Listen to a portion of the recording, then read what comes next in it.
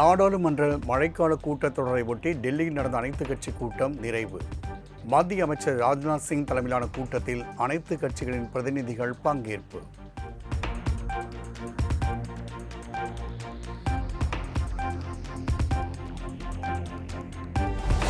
நாடாளுமன்ற மழைக்கால கூட்டத்தொடரை சுமூகமாக நடத்த எதிர்க்கட்சியினர் ஒத்துழைப்பு வழங்க வேண்டும்.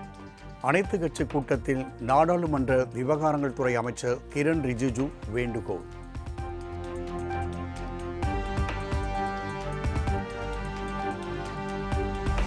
அனைத்து கட்சி கூட்டத்தில் எதிர்க்கட்சிகள் கூண்டோடு வெளிநடப்பு.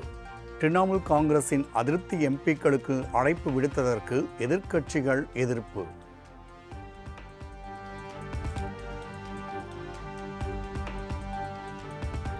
பரபரப்பான அரசியல் சூழலில் நாளை கூடுகிறது நாடாளுமன்ற மழைக்கால கூட்டத்தொடர். முக்கிய மசோதாக்களை தாக்கல் செய்ய மத்திய அரசு திட்டம். நீட் வினாத்தால் கசிவு, சோனம் வாங்சூன் உண்ணாவிரதம் உள்ளிட்ட பிரச்சனைகளை கிளப்ப அவையை முடக்கவும் எதிர்க்கட்சிகள் முடிவு.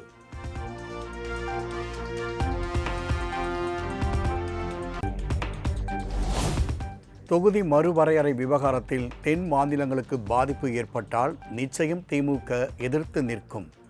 மாநில உரிமைகளை ஒருபோதும் விட்டுக் கொடுக்க மாட்டோம் என திமுக எம்பி டி.ஆர். பாலு திட்டவட்டம். தன்னுடைய நிலைப்பாட்டிலிருந்து என்றைக்குமே தேவையில்லாமல் நம்முடைய தென் மாநிலங்களுடைய பிரச்சனைகள் எதுவாக இருந்தாலும் அதற்கு உகந்த முடிவுகளை தான் எடுக்கும் என்பது உங்களுக்கு தெரியும்.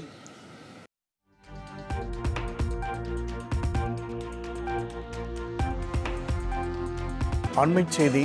கடலூர் மாவட்டம் வடலூரில் உள்ள அரசு நேரடி நெல் கொள்முதல் நிலையத்தில் அமைச்சர் வெங்கடராமன் ஆய்வு செய்தார். இந்நிலையில் லஞ்ச புகார் தொடர்பாக நெல் கொள்முதல் நிலைய ஊழியர் சஸ்பெண்ட் செய்யப்பட்டுள்ளதை நாம் அண்மைச் செய்தியாக பார்த்து கொண்டிருக்கின்றோம்.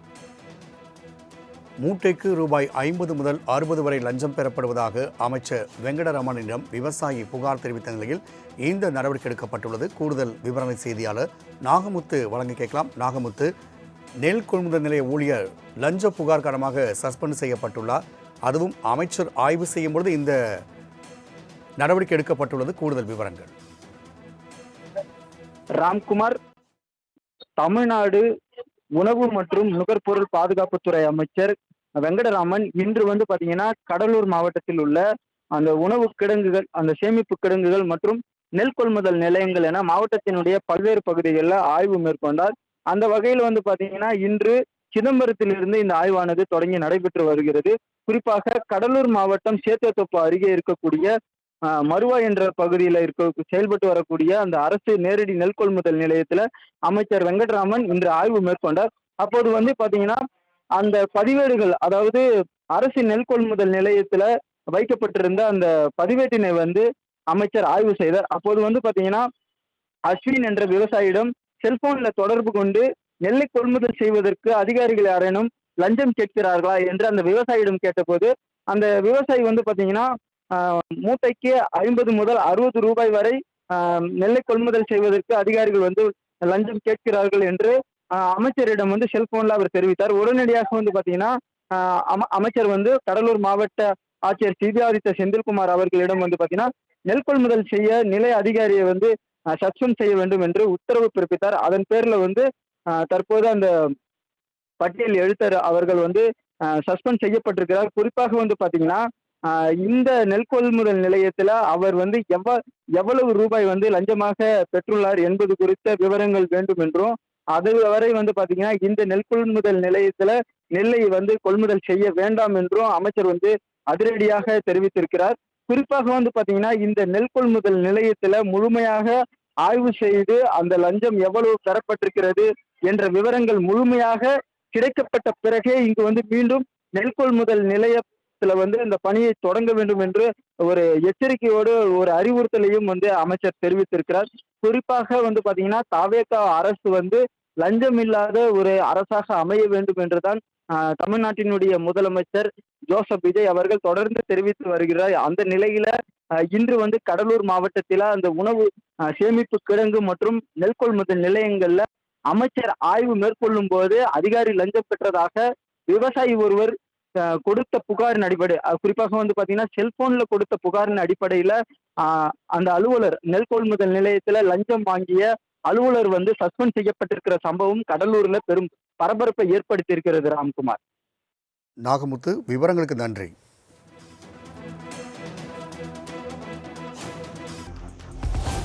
மேகதாது அணை பிரச்சினை குறித்து நாடாளுமன்றத்தில் குரல் எழுப்புவோம், பெண்கள் இடஒதுக்கீட்டு மசோதாவை உடனே கொண்டுவர வலியுறுத்துவோம் எனவும் திமுக எம்பி திருச்சி சிவா பேட்டி.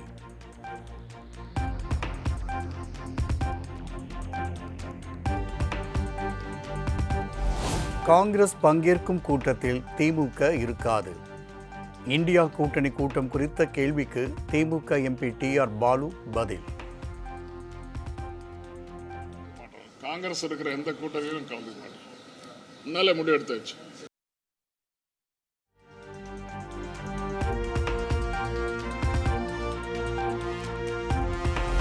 மீட்டர் கணக்கீடு பில்லிங் செயல்முறையில் குறைபாடுகளால் சில இடங்களில் அதிக கட்டணம் பதிவாகியுள்ளது.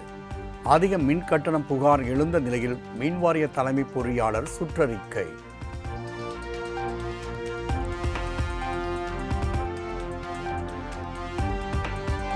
சிவகங்கை மாவட்டம் கீழடியில் நடக்கும் 11ஆம் கட்ட அகழாய்வு பணிகளை அமைச்சர் ராஜ்மோகன் நேரில் பார்வையிட்டு ஆய்வு. கீழடி அகழாய்வு பணிகளை தாவேக அரசு இன்னும் தீவிரப்படுத்தும் என்றும் பேட்டி.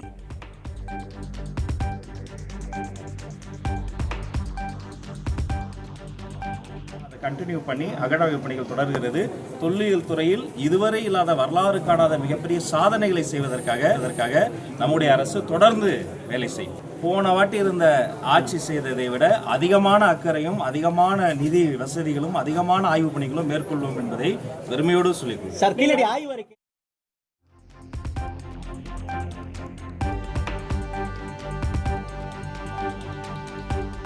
மதுரை அருகே மீனாட்சிபுரம் சமண படுக்கையில் அமைச்சர் ராஜ்மோகன் ஆய்வு. அறிவியல் ஆதாரங்களோடு கீழடியின் வரலாறு உலகம் அறியும் வகையில் வெளியிடப்படும் என பேட்டி. அறிவியல் பூர்வமாக இன்னும் சயின்டிஃபிக் பூர்வமான ஆதாரங்களை இன்னும் அதிகப்படுத்தி என்ன முறையோ அந்த முறையில் ஒன்றிய அரசோடு நாங்கள் அது கலந்து ஆலோசனை செய்து அது நிரூபிக்கப்பட போகிற ஒரு வரலாறு. அது மட்டும் இல்லை, கீழடி போல் இன்னும் பல்வேறு இடங்களில் நல்ல விஷயங்கள் நடந்து கொண்டு இருக்கிறது. சரியான தருணத்தில் சரியான ஒரு வரலாற்றை இன்னும் துல்லியமாக நம்ம எல்லோரும் பெருமைப்படத்தக்க இன்னும் ஒரு மாபெரும் ஒரு விஷயம் நடந்து கொண்டு இருக்கிறது. அது தக்க சான்றுகளோடு அது முறைப்படி விரைவில் அறிவிக்கும்.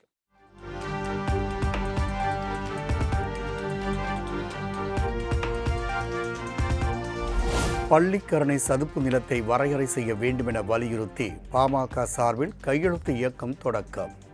பாமக தலைவர் அன்புமணி, சௌமியா அன்புமணி கையெழுத்து இயக்கத்தை தொடங்கி வைத்தனர்.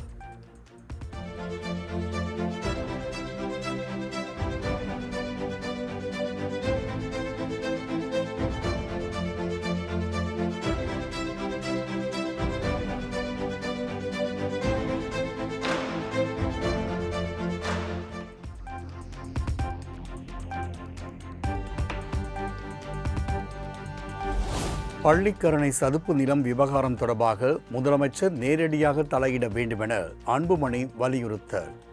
பள்ளிக்கரணை பாதிப்புகள் குறித்து சமூக வலைதளம் மூலமாக பதிவுகளை போட வேண்டுமென இளைஞர்களுக்கு அழைப்பு.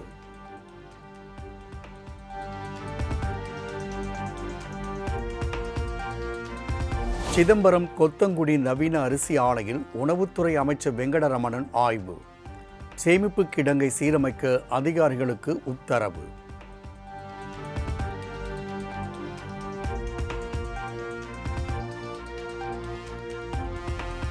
மதுரை காயாம்பட்டி கிராமத்தில் பட்டியலின மக்களின் வீடுகளை சேதப்படுத்திய வழக்கினில் 3 பேர் கைது.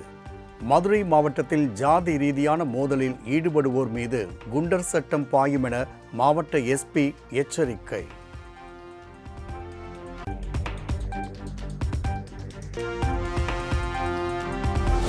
சென்னை சோழிங்கநல்லூர் செம்மொழிச்சாலையில் அரசு பேருந்து தலைகுப்புற கவிழ்ந்து விபத்து.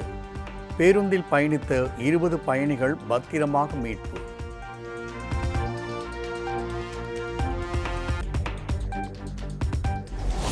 இரண்டு மாத கால தாவேக ஆட்சியில் பத்திரப்பதிவுத்துறை ஆசிரியர்கள் பணியிட மாறுதலுக்கு லஞ்சம் தவிர்ப்பு. மதுரை நாகமலை நடந்த நிகழ்ச்சியில் முன்னாள் மத்திய அமைச்சர் ப சிதம்பரம் பேச்சு. லஞ்சம் தவிர்க்கப்பட்டிருக்கிறது. ஆசிரியர் நியமனம் லஞ்சம் தவிர்க்கப்பட்டிருக்கிறது. ஆசிரியர் டிரான்ஸ்பர்ல லஞ்சம் தவிர்க்கப்பட்டிருக்கிறது. ஆக லஞ்சம் தவிர என்பதற்கு காமராஜருடைய 9 ஆண்டு கால ஆட்சி எப்படி நடந்ததோ அதை போல முதலமைச்சர் விஜயுடைய ஆட்சி 3 ஆண்டு காலத்திலே லஞ்சம் தவிர்க்கப்பட்டிருக்கிறது.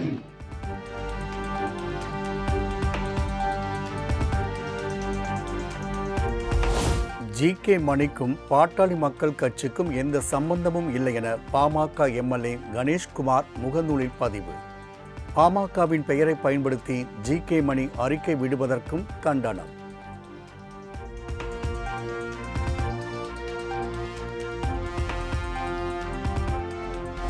குதிரை பேர வழக்கில் கரூரில் உள்ள பினான்ஸ் நிறுவன அலுவலகத்திற்கு சீல் வைத்த போலீசார். நேற்றிரவு சோதனை மேற்கொண்ட போலீசார் சீல் வைத்து சென்றனர்.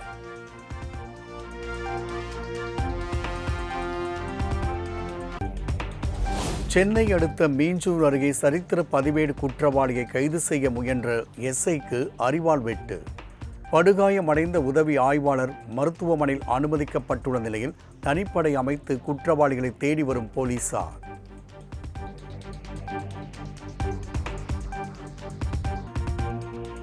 தஞ்சாவூர் மாவட்டம் பேராவூரணியில் புதுப்பிக்கப்பட்ட வாரச்சந்தை திறக்கப்படாமல் இருப்பதற்கு கண்டனம். காய்கறிகளை சாலையில் கொட்டி வியாபாரிகள் முற்றுகை போராட்டத்தில் ஈடுபட்டதால் பரபரப்பு.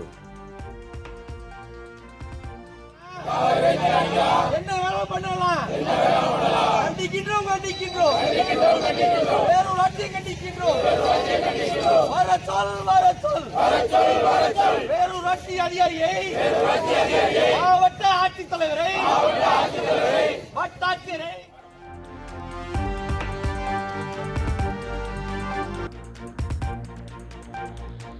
பழனி தண்டாயுதபாணி சுவாமி திருக்கோவிலின் நீண்ட வரிசையில் காத்திருந்து தரிசனம் செய்யும் பக்தர்கள். பராமரிப்பு பணி காரணமாக நாளை முதல் 45 நாட்களுக்கு ரோப்கார் சேவை நிறுத்தப்படுவதாக அறிவிப்பு.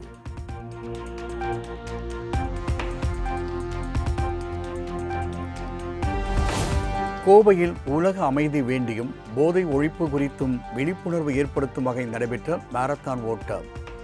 800க்கும் மேற்பட்ட மாணவ மாணவிகள் பங்கேற்று உற்சாகம்.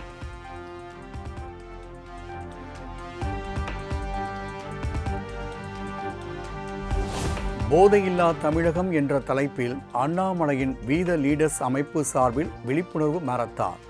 தேனி மாவட்ட ஆட்சியர் அலுவலகம் அருகே தொடங்கிய போட்டியில் சிறுவர்கள், இளைஞர்கள் என 1000க்கும் மேற்பட்டோர் பங்கேற்பு.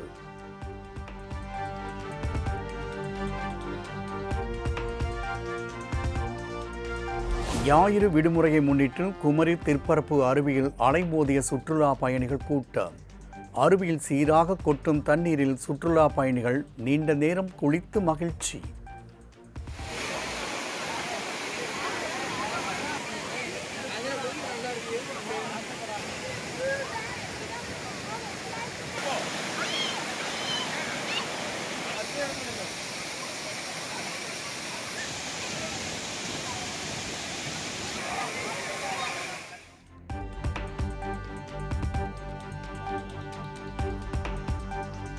விடுமுறை தினமான இன்று குற்றாலத்தில் உள்ள அருவிகளில் அலைமோதும் சுற்றுலா பயணிகள் கூட்டம். மெயின் அருவி, ஐந்தருவி, பழைய குற்றால அருவியில் ஆனந்த குளியல்.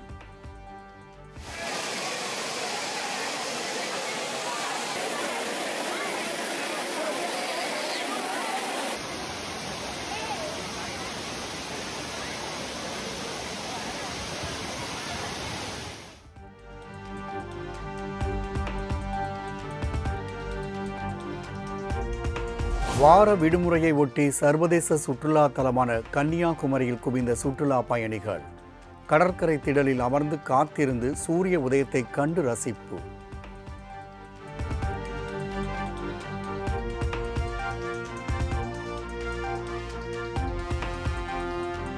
ஆடி மாத முதல் ஞாயிறை முன்னிட்டு பெரியபாளையம் பவானி அம்மன் கோவிலில் ஆயிரக்கணக்கான பக்தர்கள் சாமி தரிசனம்.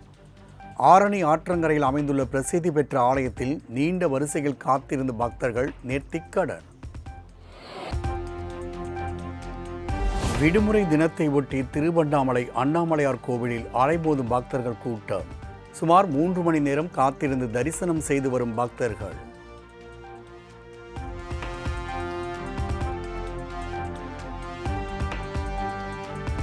வந்தவாசி அருகே பரஞ்சோதி அம்மன் கோவிலில் ஆடி திருவிழா கோலாகலம். திரளான பக்தர்கள் குடும்பத்துடன் ஒன்று கூடி ஊர்வலமாக சென்று பொங்கல் வைத்து சிறப்பு வழிபாடு.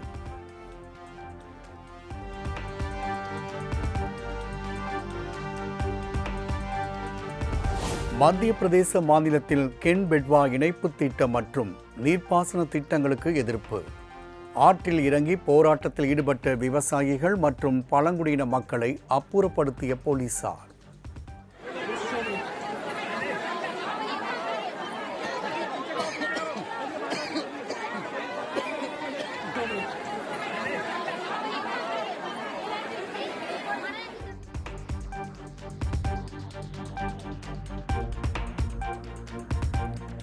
ஜம்மு காஷ்மீர் மென்தாரில் கடும் வெள்ளப்பெருக்கு. ஆறுகளில் வெள்ளம் கரைபுரண்டு ஓடுவதால் போக்குவரத்து துண்டிப்பு. மக்கள் பாதுகாப்பாக இருக்க அறிவுறுத்தல்.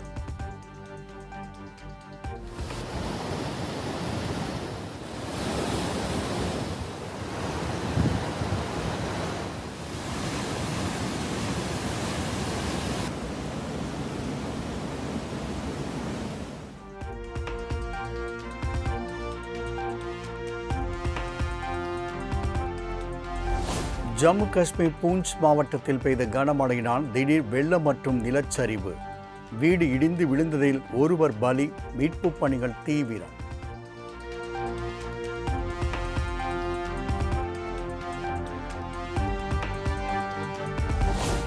மேற்கு வங்க மாநிலத்தில் மத்திய உள்துறை அமைச்சர் அமித்ஷா சுற்றுப்பயணம். எல்லை பாதுகாப்பு, சட்டம் ஒழுங்கு உள்ளிட்டவை குறித்து முதலமைச்சர் மற்றும் காவல்துறை அதிகாரிகளுடன் ஆலோசனை.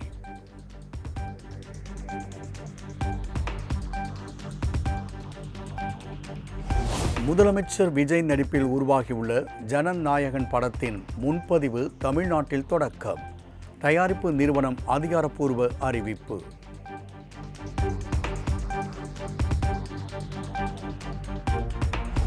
சென்னை வடபழனியில் உள்ள திரை இசை கலைஞர் அரங்கத்தில் தென்னிந்திய திரைப்பட எழுத்தாளர் சங்க தேர்தல் நிறைவு. இயக்குனர் சேரன் தலைமையில் நம்ம கே பாக்கியராஜ் அணியும் இயக்குனர் வி சி குகநாதனின் திரைக்கதை மன்னன் என்கிற அணியும் போட்டி.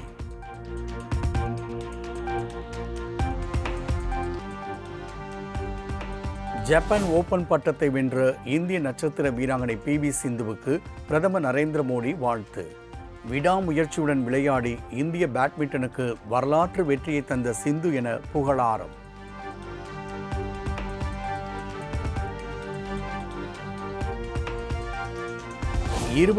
வது ஃபிஃபா கால்பந்து உலகக்கோப்பை வெல்லப்போவது யார்? மகுடத்திற்கான இறுதிப் போட்டியில் அர்ஜென்டினா ஸ்பெயின் அணிகள் இன்று நள்ளிரவில் மோதல்.